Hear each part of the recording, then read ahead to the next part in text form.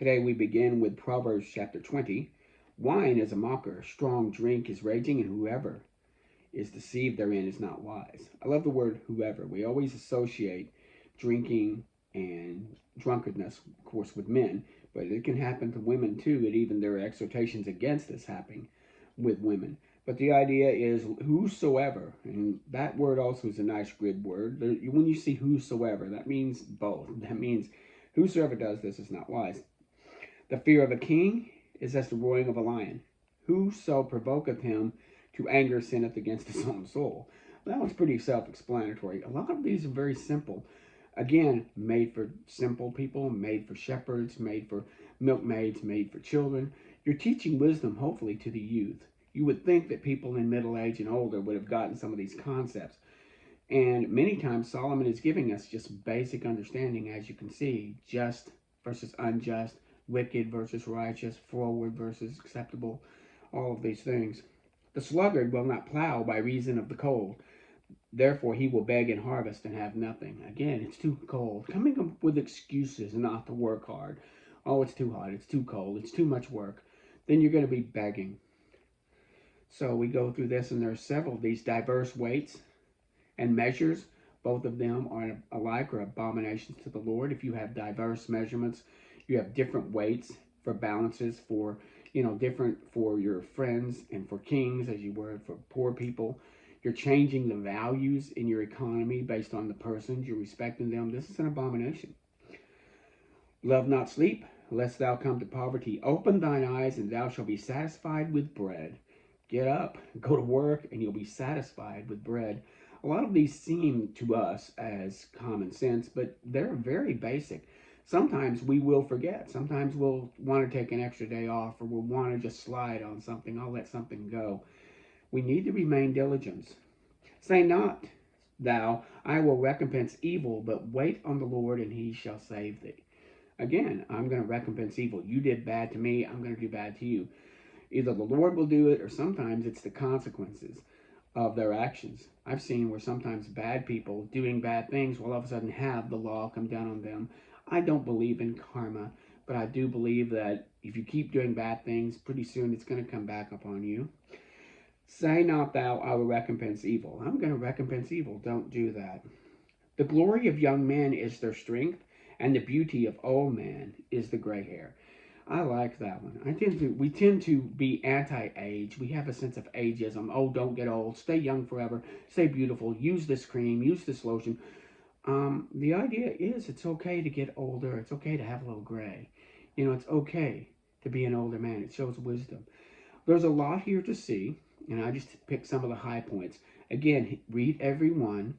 We have about 10 more days of these, and then we'll be done. But I think they're very strong. I think they're very foundational, and I think they give very good perspective, which is what we need from time to time. Going back to First Chronicles, we had talked about how, again, it began worldwide, went down. You saw the generations to Noah. You saw that Noah's sons broke off and became different groups in different parts of the world. And then we saw also that we start honing in. We start honing into Israel and the sons of Israel. Then we start honing in on the area of David. We also talked about Aaron. We have talking about David in chapter 3. We talk about Solomon. We go through the kings. And again, we're going on. We looked at Judah. We're going to see that this goes through every one of the children of Israel, including Levi. And again, Levi did not own land, but Levi had land allotted to them by God. Remember, they had land allotted to them. So did the sons of Aaron. They had lands allotted to them. Now, again, I'm using this as an idea, just like what Deuteronomy is to Exodus. This is written to that new generation. Like I've said before, you'll find First Kings and Second Kings ending with going off to Babylon. Well, now you have this one picking up some of that information, and you go even past the fall of Judah, and you're looking at generations after the establishment of Israel with Zerubbabel and Ezra and Nehemiah. So again, we're helping those people find their way back. Find your way back home. Again, if you were thinking about what is the gospel is finding your way back home. So here's what we've got these people doing that. So here we have in chapter 4, we talked about the sons of Reuben. And again, he lost his birthright, but he was still the chief one. And we went and talked about them. We talked about Reuben. We talked about, again, Gad and half the tribe of Manasseh. Again, we were on the east side of Jordan. It seems like he goes counterclockwise, and then he goes through the east side of Jordan. Then he starts hitting the west side of Jordan and hitting some of the boys there. We talked about Reuben in chapter 5. And then we talked about Levi in chapter 6, because they're spotted all over the place. They didn't have an area, so we're talking about, where they are and who they are. He mentions all these people. He cares about these people. Like I said, these are the linchpins. If you can find, where you are, if you can connect yourself to these dots, you can go back and have your inheritance. We even saw that later on, or we'll see that later on with Ezra and Nehemiah, that if you can't find your inheritance, you're out. There's no place for you. You're not just going to say, well, I'm a part of Levi, there's my land. You've got to have the genealogical record to prove it. So we see him going through that. We even see in 6 talking about the sons of Aaron, where they were, how they were. And again, you'll find this and Numbers also correspond with one another. The power of Numbers, the power of First Chronicles, is that you're establishing these connections because God gave them the land. God gave you the land, but he only gave you certain parts of the land. You don't sit at the borders and yell go, and everybody just take their square. You have what belongs to you, and you're supposed to go find it legally. When we look at chapter 7, we begin looking at Issachar, and we have all the sons of Issachar mentioned there. Again, these are not the people that are alive right now. Some of them, you'll see the line from Issachar up through the fall of Jerusalem, and then up to the reestablishment. So you'll see them mentioning that. You'll have this whole linear line, not just the line of who's in the land right now. So you have Issachar mentioning, and I noticed an interesting thing when I see 2 or 3 things happen.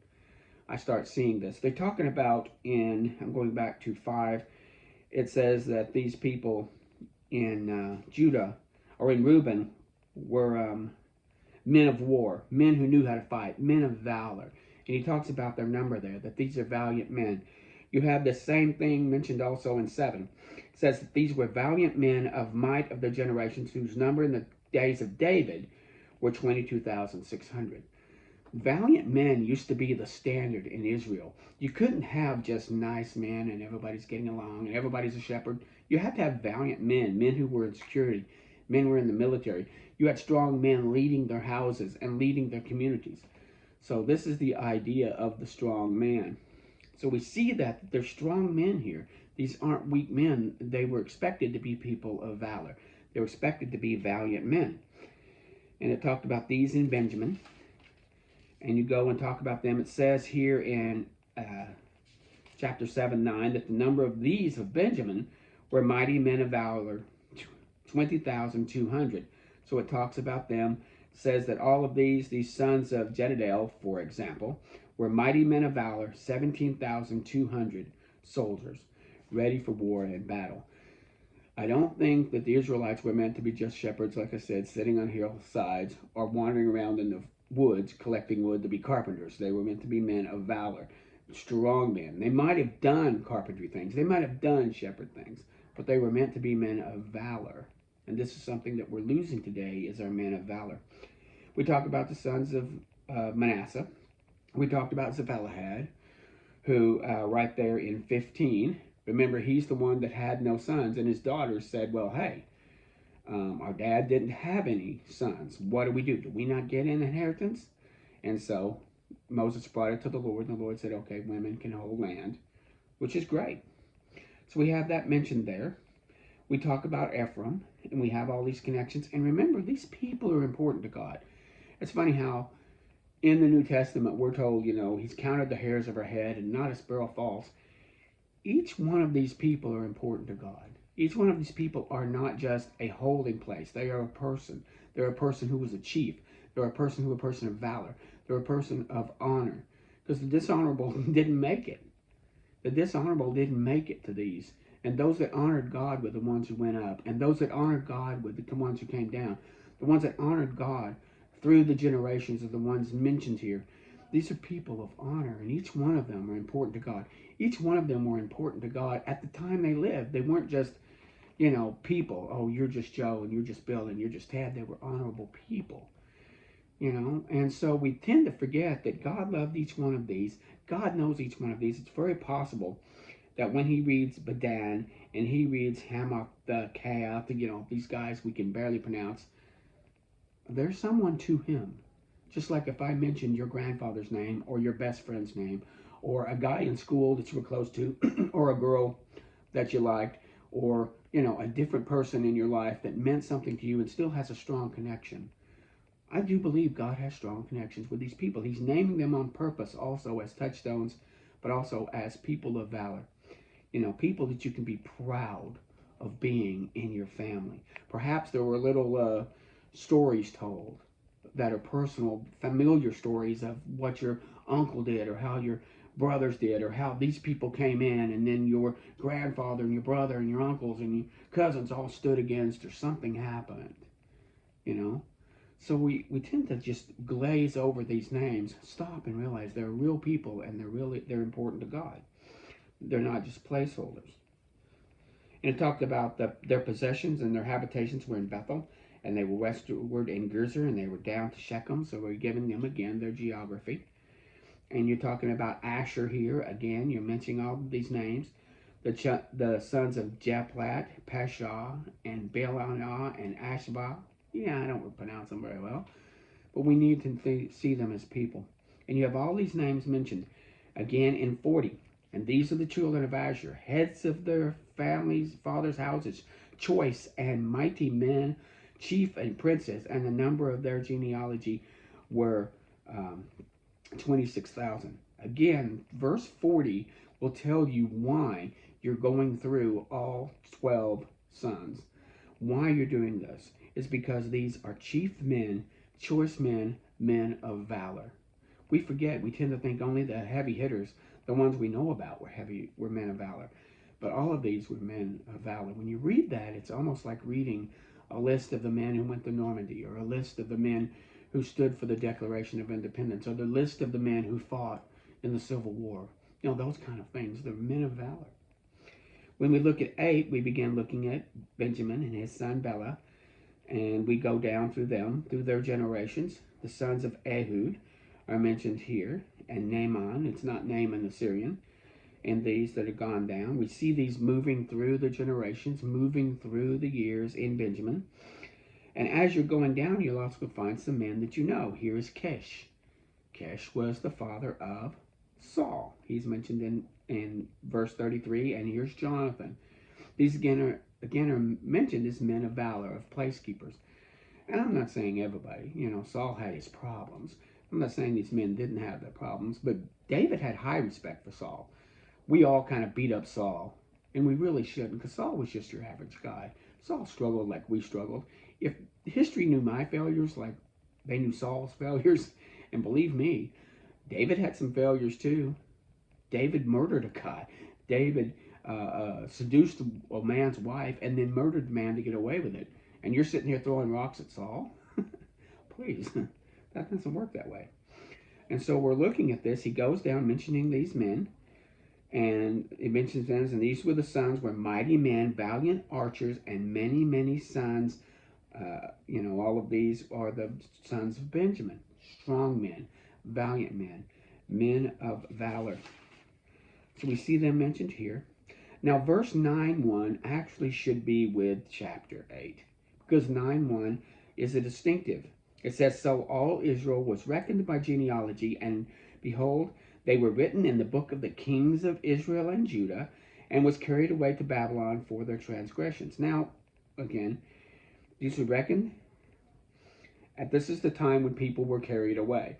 And they were not because specifically for their generations, because they were believing God. It was the sins of the ones who stayed behind.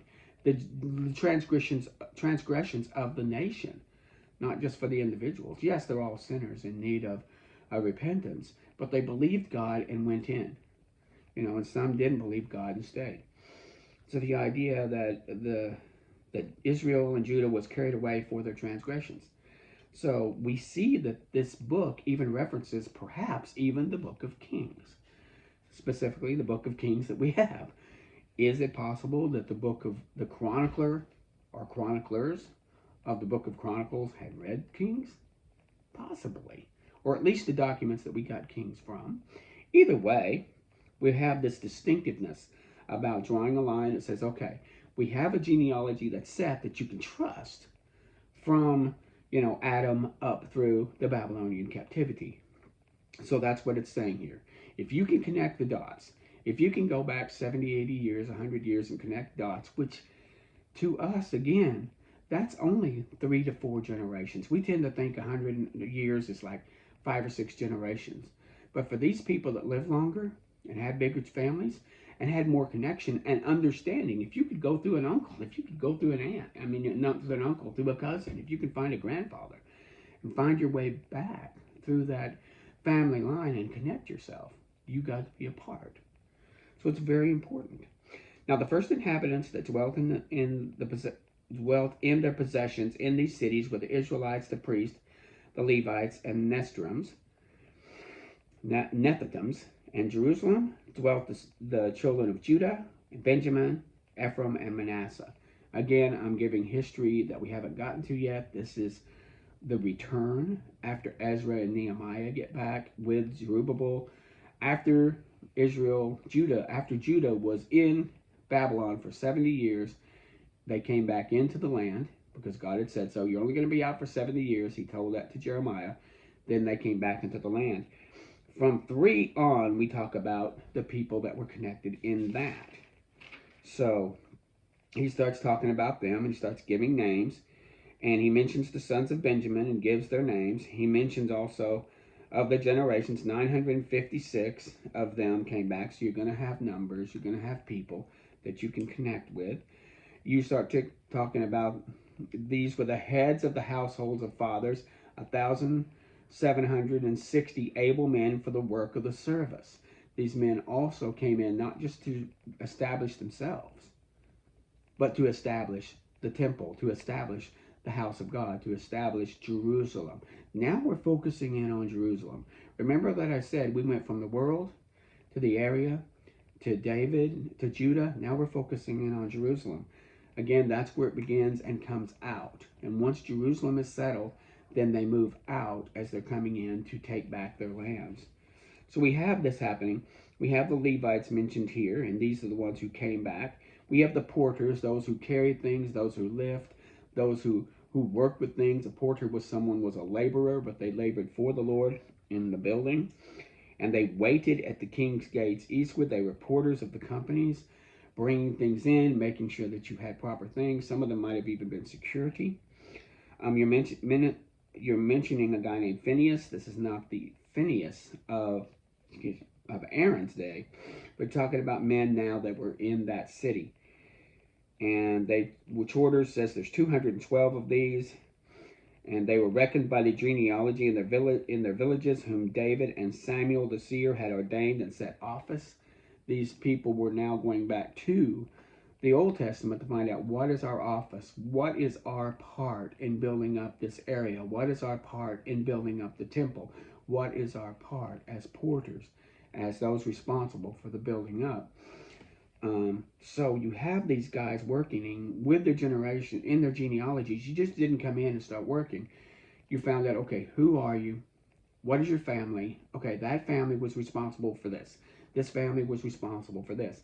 And they went back to David and to Samuel to see what they were supposed to be doing. There were Levites were giving 4 chief porters. These were the guys who were the supervisors, who ran the establishment, who ran the cleanup details, who ran the building, who ran all of this. They were supervisors. And they had charges put upon them. They were responsible for things. And so you go down finishing this chapter mentioning people who had responsibilities. And you go on and mention those. It's funny, there were even singers. Men who were on the walls or walking around. And singing was not just melodic, singing songs as Ethan sings. But it could have been a recitative. It could have been just saying how wonderful the Lord is. It could have been a recitative of Psalms 18 or Psalms 23, or just a recitative of the goodness, a recounting of God bringing them through the Red Sea, a recounting of the Song of Deborah, or the Song of Miriam, or the Song of Moses.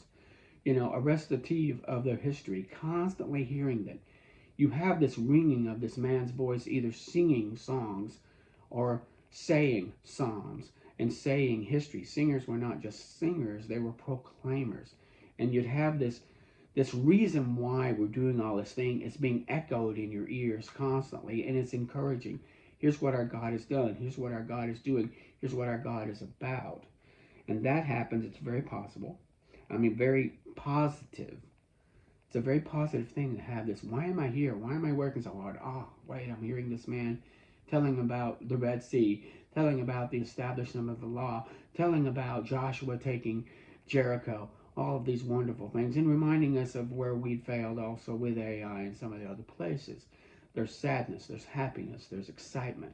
They're hearing this thing go on and on. It's almost like listening to a podcast. And he mentions Gibeon again, and we go through all of those, and we finish the chapter looking at the Gibeonites, once again mentioning Saul and Jonathan. Tomorrow begins the story of, now we go into the history of the area. But all of this establishment of genealogy, the establishment of area, the establishment of geography, the establishment of history is very important. This is what they're building on. This is why these are important.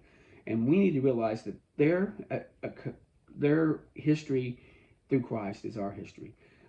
We are considered in Christ, and Christ was Israelite, and we're considered by God Israelites. So by that, we proselytize in. But we can learn from these too. We need to remember these stories. We need to remember these people. We need to remember that we come from valiant people. We come from valiant men. We come from men of valor, and we need to be men of valor, because we come from men of valor who have a valiant God. This is very important for us. Let's hold on to those first 9. Don't just read them through, a chapter a day to keep the devil away. See what God has to say. Glean from it. Use the good word. It shows a lot of good things. Thank you.